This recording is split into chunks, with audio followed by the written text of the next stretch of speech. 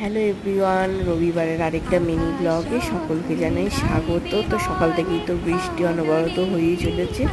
ওয়েদারটা তো দেখতেই পাচ্ছ, আর এরকম ওয়েদারে খিচুড়ি আর ইলিশ মাছ ভাজা হলে তো জমেই যেত।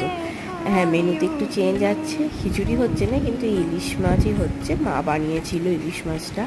তারপরে দুপুরবেলা খেয়ে দিয়ে মেয়ে আর মা মিলে বাইরের প্রাকৃতিক দৃশ্যগুলো উপভোগ করছিলাম ব্যালকনিতে বসে বসে।